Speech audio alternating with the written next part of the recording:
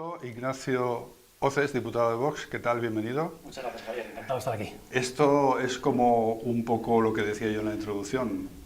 Consejos vendo que para mí no tengo.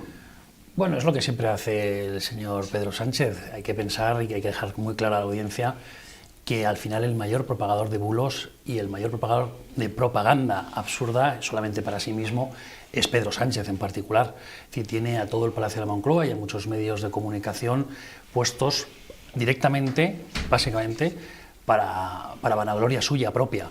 Entonces, bueno, pues Pedro Sánchez siempre está en sus tesis de atacar a la prensa libre porque de alguna manera lo necesita, básicamente porque lo necesita porque, por un lado, tiene una serie de casos de corrupción que todo el mundo conoce, de su hermano, de su mujer, que se están investigando, y lo necesita por eso mismo, precisamente. La verdad es que vamos a sufrir bastante, el Pedro Sánchez está por venir, esto es una verdadera calamidad, y va ganando poco a poco, hay que decirlo también, porque el Consejo General del Poder Judicial, el órgano de gobierno de los jueces, ya lo tiene dominado, el Tribunal Constitucional también lo tiene dominado, el Poder Ejecutivo obviamente es suyo, el Poder Legislativo más o menos sigue coqueteando con Junts y sometiéndose a las premisas de Juntos por el Golpe de Junts, ¿no? Y el asunto de los medios de comunicación, el llamado cuarto poder, es algo que él también lo necesita, ¿sí? Y ahí efectivamente pues, se terminará ya el Estado de Derecho y la democracia en España.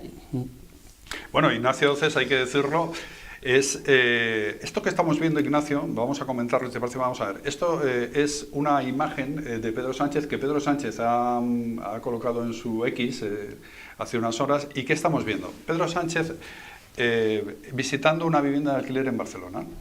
Y entonces lo que dice es que el alquiler está estupendamente bien.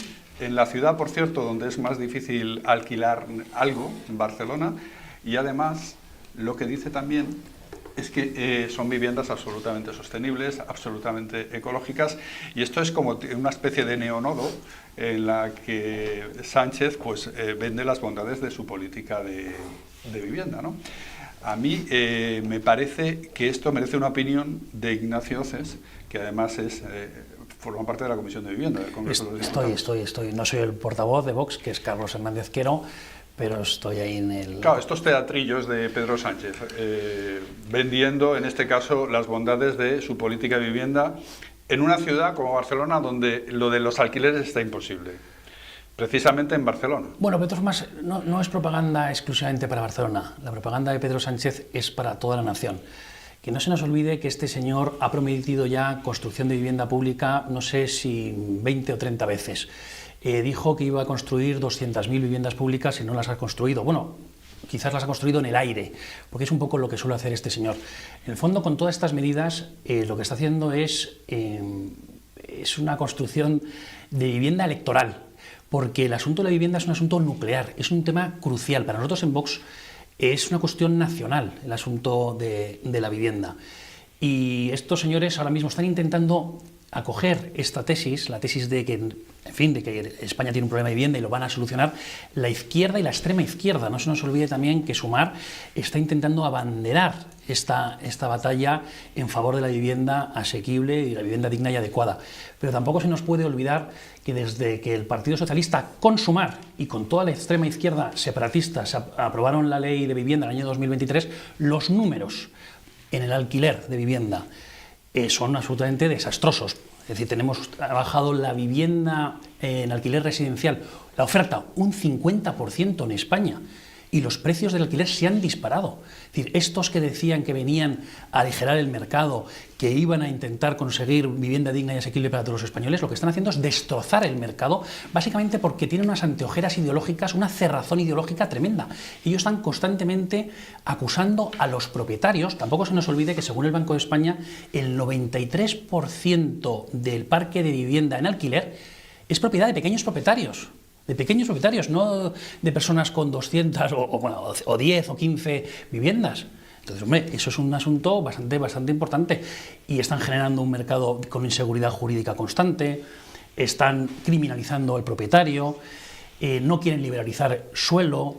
Lo de la construcción de vivienda, ya digo que son castillitos en el aire, no son propuestas firmes y reales, son incapaces realmente de ejecutar todo esto, ni bonificaciones fiscales, trabas burocráticas constantemente, si se lo están cargando. Hay quien piensa, y yo no descarto, la verdad, que quieren destrozar todavía más el mercado de la vivienda en España para al final, básicamente, tener que adoptar medidas, vamos a decirlo así, muy radicales para todos los españoles. Por ejemplo, hay dos modelos, uno el que se está siguiendo en la Comunidad de Madrid, con el Gobierno de Madrid, otro el que se pueda seguir, por ejemplo, en Barcelona. ¿Cuál de esos modelos está más cerca de lo que propone Vox en materia de vivienda? Bueno, evidentemente la Comunidad de Madrid, o sea, no hay ninguna duda. Uno es el de trabas constantes, tensionar el mercado, marcar índices de referencia, y otro es de dar muchísima más libertad. Pero no nos engañemos, porque el Partido Popular, cuando gobernó con Rajoy, por ejemplo, mientras que en el programa electoral decían que iban a recuperar la deducción por vivienda habitual, no lo hicieron. Es decir, al final, en fin, eliminaron, de hecho, la deducción por vivienda habitual. Tampoco se construyó tanta vivienda pública como es necesario. Necesitamos vivienda social, es evidente. El tema de la vivienda es un asunto crucial, no solamente porque los números son desastrosos, sino porque impide a muchas personas formar su propia familia, tener su cobijo, su propia intimidad. Es decir, que es una cuestión tan nuclear de la nación que la situación en la que hemos llegado, sin duda alguna, es culpa de las políticas nefastas del bipartidismo, cuya puntilla es la Ley de Vivienda del año 2023. Bien, ahora tenemos una patata caliente encima de la mesa, o la tiene el Partido Popular con los presupuestos. Igual que se tienen que aprobar los presupuestos, que usted, Ignacio, lo está viendo en el Congreso, las dificultades, vamos, que no consigue hilar nada Pedro Sánchez para llevar adelante esos presupuestos. Habrá una prórroga seguramente, pero en las comunidades autónomas también tienen que aprobar sus presupuestos. Claro, en comunidades autónomas del Partido Popular, donde llegaron al gobierno, a la investidura, con el apoyo de Vox, luego Vox rompió y ahora el Partido Popular tiene que sacar adelante sus presupuestos autonómicos. ¿Y cuál va a ser la postura de Vox en estas comunidades autónomas? ¿Votar en contra del presupuesto? ¿Cuál va a ser la postura? Dos cuestiones. La primera, yo no tengo tan claro que los presupuestos generales del Estado no se vayan a aprobar. Corresponde al Gobierno la elaboración de los presupuestos generales del Estado y luego a las Cortes Generales su examen, enmienda y aprobación, tal y como marca el artículo 134 de la Constitución. Es más, sabemos que están negociando con Junts porque Junts lo necesita, y sabemos que están negociando fuera de España, es decir, los propios presupuestos generales del Estado, y las premisas, es decir, las cuotas que le va a marcar Junts no son muy buenas para el conjunto de la nación. Es decir, necesitarán como sea vender Junts más para Cataluña, más allá de incluso del pacto de investidura en Cataluña con Esquerra Republicana. Dicho eso, ahora entramos en la cuestión del Partido Popular. Nosotros lo que vemos es que el Partido Popular está muy pegado al Partido Socialista y le vemos muy en limón. Y para nosotros es muy importante que los presupuestos generales del Estado, o presupuestos generales de las comunidades autónomas, cambien de políticas respecto de las políticas anteriores del Partido Socialista. Porque esto no consiste en aprobar unos presupuestos generales por el hecho de aprobarlos, sino que hay que ver cada partida presupuestaria, cada concepto, analizarlo correctamente y ver si realmente eso va a beneficiar a los ciudadanos de esas regiones.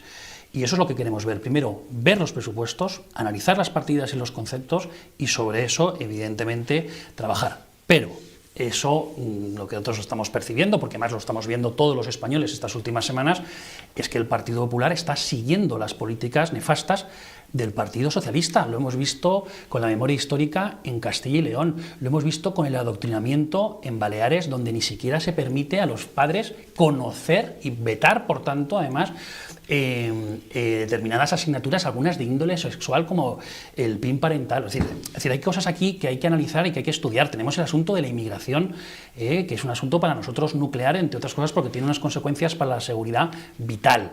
Entonces, dicho lo cual, sí que entendemos que nadie votó a Vox para seguir manteniendo políticas socialistas. Incluso me atrevo a decir que muy poca gente votó al Partido Popular para mantener políticas socialistas. Entonces, como los presupuestos generales al final es la puesta en práctica en economía de políticas públicas, hay que analizarlos, pero no engañemos, es decir, a nosotros nos han votado directamente para cambiar las políticas del Partido Socialista.